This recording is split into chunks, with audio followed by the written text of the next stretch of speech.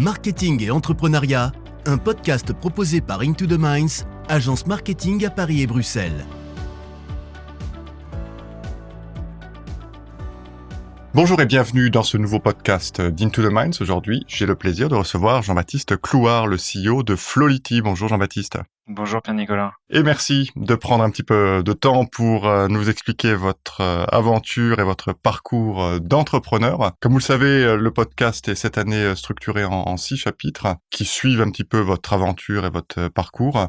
Le premier chapitre concerne votre expérience entrepreneuriale en 9 points et j'aimerais que vous commenciez tout simplement par nous dire quels sont les 3 chiffres clés de votre entreprise. Donc les 3 chiffres clés, d'abord peut-être 2 millions d'euros, c'est l'investissement qu'on a réalisé jusqu'à présent, tant de public que privé. On est accompagné par 2 investisseurs, un anglais et un allemand. Deuxième chiffre, peut-être sur le CA. On est en très très forte croissance, on a fait x10 sur le CA entre 2019 et les 6 premiers mois de l'année 2020, donc ça fait une très grosse croissance.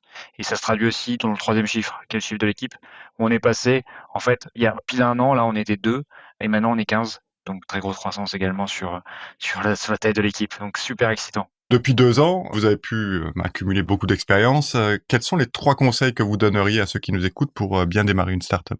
Alors le premier, c'est de se lancer sur un secteur qu'on connaît. C'est toujours plus tentant de se dire qu'on a trouvé l'idée de génie, je sais pas, de l'app de dating pour chat sous la douche. Mais en vrai, ça marche pas. On pourrait, en fait, quand on connaît bien un secteur, on a naturellement, en fait, je pense, un peu d'appréhension parce qu'on sait toute la complexité, on sait tous les points qui peuvent être problématiques. Mais ça reste la bonne idée parce que en connaissant ce secteur-là, on a développé déjà un avantage compétitif par rapport à n'importe qui pourrait se lancer sans avoir de connaissances établies. Donc premier conseil, c'est vraiment se lancer sur un secteur connu. Deuxième conseil, c'est trouver quelqu'un, un cofondateur avec qui vous allez pouvoir vraiment construire des belles synergies. Ça, c'est super important d'avoir un binôme qui marche bien ensemble, qui est complémentaire et qui permet vraiment d'avoir une expertise sur tous les sujets clés pour l'entreprise. C'est super important. Et enfin, peut-être un troisième conseil, c'est un conseil que beaucoup donneront, mais c'est de s'attaquer à un vrai gros problème sur un gros marché. Ça simplifie beaucoup de choses en fait quand on attaque un gros marché parce que on a plus de clients potentiels, donc on peut se foirer sur certains clients et en adresser d'autres. On est plus facilement, finançable par des capitaux risqueurs, donc c'est aussi plus facile. Donc ouais, mon troisième conseil serait d'attaquer un gros marché. Alors en ligne avec ces 3 conseils, est-ce qu'il y a 3 compétences que vous jugez indispensables pour réussir ? La première compétence, je pense la plus importante, c'est de la résilience. Être entrepreneur, monter une start-up, c'est vivre plein de hauts et plein de bas. Vivre les montagnes russes en permanence, il faut être résilient. Il faut jamais arrêter. La meilleure analogie que j'ai lu quelque part, que je replique à quelqu'un, mais c'est exactement ça. Monter une start-up, c'est comme imaginer pousser une énorme roue en acier super lourd. Et en fait, le premier mouvement, c'est super compliqué, mais en fait, on bouge d'un millimètre. Puis quand on continue à pousser, et plus on pousse, plus la roue s'entraîne. Et justement, il faut toujours continuer à pousser, et puis ça finit par avancer. Et ça prend de plus en plus d'inertie. Une deuxième compétence, c'est la flexibilité. Ça, c'est aussi, je pense que c'est évident, mais il faut être agile, il faut être réactif, il faut être à l'écoute de son marché, il faut être à l'écoute de ses collègues.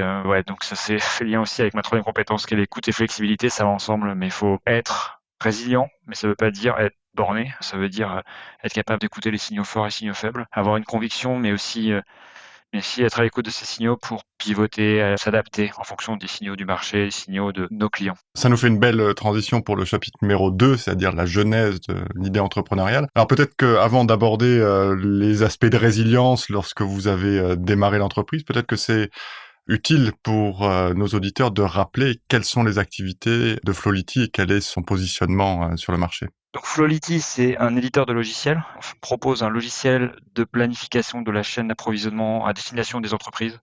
Donc en fait, les entreprises, elles se posent souvent la question de savoir combien elles doivent commander à leurs fournisseurs, combien elles doivent avoir en stock, combien elles vont vendre. C'est ce qu'on appelle vraiment la planification au sens large de la chaîne d'approvisionnement.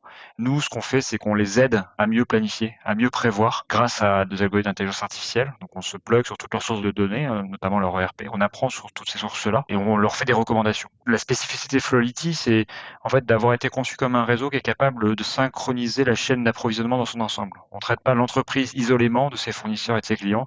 C'est ce qui nous permet d'avoir des performances qui sont supérieures par rapport à tous les autres outils qui existent sur le marché. Et comment est-ce que vous avez eu l'idée qui a permis de créer Flowlity ? Le mythe de l'idée qui est arrivée sous la douche d'un coup, ça n'existe pas.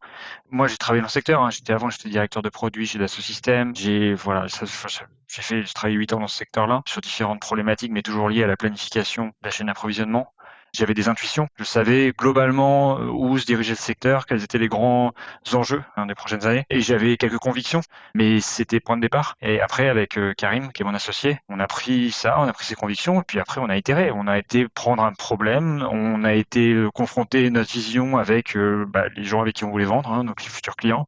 On a itéré, on a itéré, on a itéré, on a itéré, jusqu'à pouvoir avoir quelque chose qui est solide et qui finalement est la bonne idée. Elle n'arrive pas sous la douche, elle n'arrive pas d'un coup, elle arrive à coup d'itération en fait. Ça nous fait de nouveau une très belle transition pour le chapitre 3 qui est la validation de l'idée entrepreneuriale. Donc, vous avez parlé de l'intuition que vous avez eue, qui n'est pas arrivée sous la douche ni en vous rasant, pour paraphraser un président français célèbre, mais elle vous est arrivée petit à petit. Est-ce que vous pouvez nous expliquer un petit peu comment est-ce que vous avez fait ces itérations, ces validations multiples et ces changements de cap?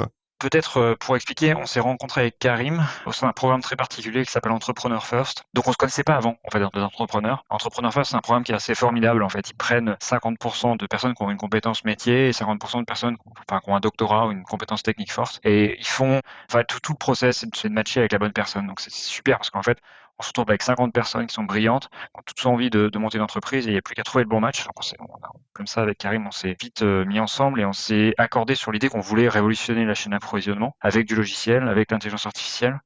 Et on est parti de là. On a fait les premières hypothèses sur notre marché, sur ce que devait être notre solution et sur ce que devait être le problème qu'on allait traiter. Et on a juste harcelé sur LinkedIn tous nos potentiels clients. On a envoyé plein de mails. On a calé des rendez-vous. On a fait ce qu'on appelle un mom test. C'est-à-dire qu'on a posé plein de questions naïves à nos futurs clients et on a itéré. Et on a fait peut-être une cinquantaine, soixantaine de calls clients comme ça pendant 2-3 mois jusqu'à la validation de l'idée. Et après, au bout de ces 50, 60 clients, on est arrivé sur quelque chose de vraiment solide.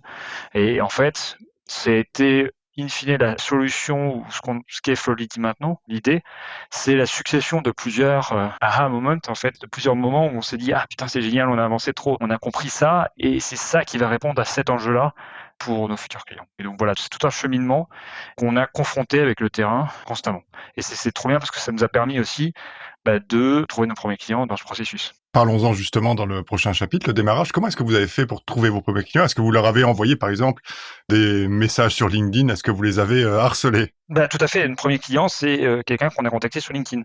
C'était Saint-Gobain Sécurite, donc un grand groupe, un directeur de supply chain, quelqu'un de très brillant, très haut placé aussi, qui est plutôt quelqu'un d'occupé, mais qui s'est dit ces deux gars-là, ils ont l'air plutôt smart. Il a complètement adhéré à notre vision, ce que devait être la supply chain, comment on allait pouvoir résoudre ces problèmes-là, les problèmes qu'il y a à l'heure actuelle dans la supply chain. Il s'est dit, j'ai envie de me lancer dans cette aventure avec eux de construction. Et on était très transparent avec lui. Une solution d'entreprise, ça se crée pas comme ça avec 2 développeurs en 3 mois. C'est un process qui prend un peu de temps et il s'est ancré avec nous. Il est monté à bord en fait de cette première partie de l'aventure en se disant bah oui, j'investis de mon temps, un peu aussi de mon argent, dans le but de co-créer ensemble le logiciel qui répondra à mes enjeux, moi, business et supply chain pour Saint-Gobain. Et donc c'est comme ça qu'on a commencé. Alors vous confirmez qu'avec LinkedIn, on peut faire du business. C'est déjà une grande découverte. Avec la ténacité, la hargne, on peut toujours faire du business. Après, on fait pas que du LinkedIn, mais c'est vrai qu'en fait, pour la petite histoire, j'ai quand même envoyé beaucoup de messages. Enfin, ce qu'on appelle chez Entrepreneur First, c'est un honey badger, en fait. Un honey badger, c'est un petit animal qui, même quand il est face à un lion, s'en sort bien parce qu'en fait, il prend le lion au testicule et puis il le lâche pas et en fait, il arrive à survivre comme ça. C'est un peu l'idée de l'entrepreneur, en fait, c'est d'être un honey badger. Et ce qu'on a fait, ça s'appelle un ratel en français. Donc, d'être un ratel, c'est ce qu'on a fait aussi quand on a été sur LinkedIn. Je me suis fait bannir de LinkedIn parce que j'ai envoyé trop de messages en 24 heures. Bah oui, c'est pas grave, j'étais banni pendant 24 heures et puis après j'ai revu ma connexion, j'étais sage après, un peu plus sage. Mais ça nous a permis d'avoir des premiers clients, des premiers contacts avec qui on a pu tester. Est-ce qu'il y a des choses qui ont été particulièrement compliquées à vivre, même pour le ratel, dans cette phase de démarrage? On était tous les deux primo-entrepreneurs, donc on a appris la vie de l'entrepreneur, on a appris ce que c'était, les hauts et les bas. Alors c'est sûr qu'au début, en fait, on vit vraiment intensément cette période de montagne russe.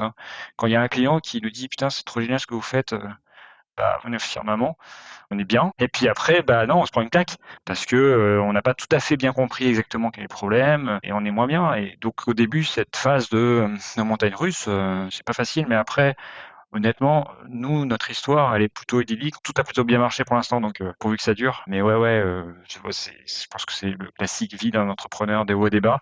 Il faut serrer les dents, il faut continuer. Voilà. Est-ce que vous avez eu des signaux particuliers que le marché réagissait positivement? La digitalisation de la supply chain, c'est un sujet clé du moment. Il y a beaucoup de réflexions sur le sujet, il y a beaucoup d'investissements qui se font, donc c'est plutôt un marché porteur. Mon profil fait que j'avais quand même de la crédibilité, sur le marché, j'avais un stand de compétences, voilà, donc le marché arrive plutôt bien répondu et là, je le vois à l'heure actuelle. Maintenant là, depuis juin, post-covid, le marché est hyper actif. On l'a rapidement vu et plus ça va, plus ça s'amplifie. Vous profitez du Covid et donc ça nous permet d'enclencher sur le prochain chapitre, sur le décollage. Alors il y a l'effet Covid, l'effet digitalisation, l'effet e-commerce et l'importance de la supply chain qui augmente. Mais comment est-ce qu'on fait de manière générale pour passer à la vitesse supérieure dans une startup comme la vôtre? Premièrement, c'était valider, donc quand on a fini, donc on a commencé à travailler avec Saint-Gobain, donc on a mis les mains dans le cambouis, on a créé, une bonne relation client, on a créé un logiciel qui était pertinent. Ça nous a permis après d'aller lever des fonds. Ces fonds nous ont permis d'accélérer, d'investir un peu plus, qui en retour nous a permis de construire une solution plus solide, d'attaquer plus de clients, plus de marchés. Je dirais que même, être entrepreneur, dans ces premières années, c'est quand même toujours marcher entre guillemets «sur un fil», toujours balancer entre la demande, supply et puis le financement. C'est-à-dire, faut pas trop non plus de projets ou de clients en cours parce que si on n'est pas capable de délivrer et puis on peut se retrouver en fait à vendre des trucs qu'on n'est pas capable d'implémenter. À l'inverse, quand on a des ressources, il faut, de la demande pour aller notamment chercher plus de fonds pour continuer à accélérer. Donc c'est toujours, un jeu de balancier entre cette partie demande, cette partie supply, ce qu'on a plutôt bien pour l'instant, géré. Et puis c'est après, pendant qu'on arrive à gérer ça, on est toujours en train de se poser la question de comment on fait pour accélérer, quel est le goulot d'étranglement actuellement dans la société, où est-ce qu'il faut investir maintenant pour accélérer encore plus vite et puis ça avance. Alors les aspects humains sont sans doute tout à fait cruciaux dans votre domaine puisque on touche à la digitalisation, on touche aux données, donc à la data science, etc. Comment est-ce qu'on fait pour attirer des talents dans... Alors la période post-Covid est peut-être un peu particulière parce qu'il y en a beaucoup qui se retrouvent maintenant à chercher du boulot, mais de manière générale, comment est-ce qu'on fait pour les attirer dans une start-up qui n'a pas forcément la même aura qu'un Google ou que tiens un LinkedIn? Je sais pas, des avantages, des inconvénients. Effectivement, il y a une startup qui sort de nulle part, le nom est pas connu, il y a pas de brand, mais bon, il y a un certain nombre de personnes, qui sont attirées pour, travailler en startup. Et après, il y a pas de secret, il faut vendre le projet. Nous, les personnes de talent, on a une équipe, franchement, de grands talents. On est hyper fiers de l'équipe qu'on a réussi à monter parce qu'il y a des talents incroyables dans cette équipe. Je pense que la première raison pour laquelle ces personnes nous ont rejoints, au début, c'était parce elles ont cru au projet, quoi. Elles ont cru en ce projet, en cette idée qu'on allait créer quelque chose de massif. Et je pense qu'on les a pas déçus parce que pour l'instant, ça marche très bien. Et c'est ça qui fait que, voilà, on arrive à construire au tout début, je parle au tout début parce que maintenant quand on est 15, quand on commence à avoir plein de preuves de traction, plein de clients, c'est un peu différent. Mais au tout début, c'est ça, c'est l'adhésion en l'idée, en projet, en l'équipe. Croire aussi en l'équipe fondatrice, c'est je pense assez important. Et c'est comme ça que nous ont rejoint nos premiers employés. Maintenant, donc on est 15, on commence à avoir un peu plus d'aura, donc on a aussi plus de ressources pour investir dans du marketing, pour investir dans notre image aussi, qui nous permet aussi d'attirer, des talents, d'avoir cette image plus, cool et sexy. Vous allez bien, en venant chez nous, vous allez pouvoir avoir ça va être un boost dans votre carrière.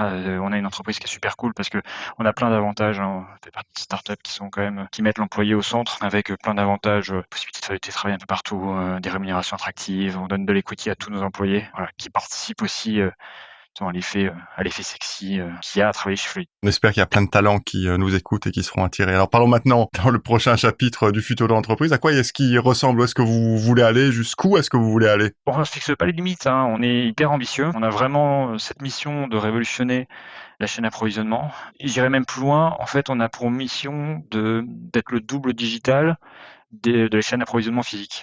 C'est hyper compliqué à l'heure actuelle d'acheter, planifier les approvisionnements de biens et de matières. Par exemple, je sais pas, Apple, tiens, j'ai mon PC devant moi. Je veux commander, par exemple, un écran à mon fournisseur. Je dois réfléchir à combien je dois avoir en stock d'écran en fonction de ma demande, que je vais prévoir. Je vais devoir réfléchir à la quantité à approvisionner en fonction du stock que je veux garder en backup. Je vais passer cette commande-là à mon fournisseur, je vais envoyer un bon de commande. Ce bon de commande, il va l'accepter. Peut-être que mon fournisseur travaille par l'aide de banque, je suis pas sûr de la solvabilité. Il y a des flux qui vont passer par un tiers. Et puis ça va passer par un transporteur. On ne sait pas trop qui va gérer l'assurance du bien parce que peut-être que l'assurance elle est liée au départ ou à l'arrivée de l'entreprise. Enfin tout ça c'est hyper compliqué. Et la vision in fine, alors je parle de la vision, c'est la vision à long terme, mais la vision in fine c'est d'automatiser tous ces flux de matière, que ce soit hyper simple, que l'entreprise ait plus à se poser la question. J'ai le bon produit présent dans mon entreprise à tout moment et tout a été géré automatiquement via la plateforme. C'est la vision à long terme. Donc c'est un Amazon dans chaque entreprise un petit peu. C'est exactement ça. Et pendant très longtemps, on a mis en exergue cette idée d'apporter l'efficacité de la supply chain d'Amazon à tout le monde. Mais c'est exactement ça. Et ce qu'on fait avec Flowlity, c'est qu'on permet d'avoir les bénéfices de la supply chain et l'efficacité de la supply chain d'Amazon à tout le monde. Comment on fait ça? On fait ça en fait en étant tiers de confiance qui a visibilité sur l'ensemble des acteurs de la chaîne et qui va donner des recommandations dans le but d'optimiser chacun de la meilleure des manières sans avoir le phénomène de coercition d'Amazon. Parce que Amazon oblige chez fournisseurs à rentrer toutes ces informations dans sa plateforme. Et c'est parce que Amazon détient la maîtrise de la donnée, la maîtrise des algorithmes, qu'Amazon est si efficace. En fait, Flowlity va permettre la même chose sans phénomène de coercition. Alors si on se retrouve dans 5 ans, quoi va ressembler Flowlity, quoi va ressembler le chiffre d'affaires, la croissance, le nombre d'employés? Où est-ce que vous serez? Là, si on fait x10 tous les 6 mois, on espère être très gros. C'est difficile de se projeter à 5 ans, mais en tout cas, on a de grandes ambitions. Le but, c'est quand même d'accélérer le plus rapidement possible. Voilà, on n'est pas du tout dans une optique de faire une vente à court terme, ce genre de choses. On est obsédé par l'idée de se dire qu'il y a énormément d'améliorations, d'optimisation à faire dans la chaîne d'approvisionnement, que le monde à l'heure actuelle, et le monde de la planification de la chaîne d'approvisionnement, c'est un monde assez ancien, avec beaucoup d'acteurs qui sont obsolètes. Une expérience client très dégradée. Donc il y a beaucoup de choses à faire. Les limites sont loin. Le marché est énorme. Donc on va grandir le plus vite possible, de la façon la plus intelligente possible sur ces prochaines années et sans se fixer de limites. Des ambitions en termes de pays, en termes d'expansion géographique? Dans un premier temps, Europe de l'Ouest, là, on est très focalisé sur l'Europe de l'Ouest, mais rapidement, on étendra à l'ensemble des continents. Eh bien, c'est tout le mal qu'on vous souhaite. Merci Jean-Baptiste Clouard de nous avoir accordé un peu de temps pour ce podcast et à bientôt. Merci beaucoup, Pierre-Nicolas, et puis une très bonne journée à tous vos auditeurs et à vous-même. Cet épisode de Marketing et Entrepreneuriat vous a plu? Alors n'oubliez pas de vous abonner. À bientôt.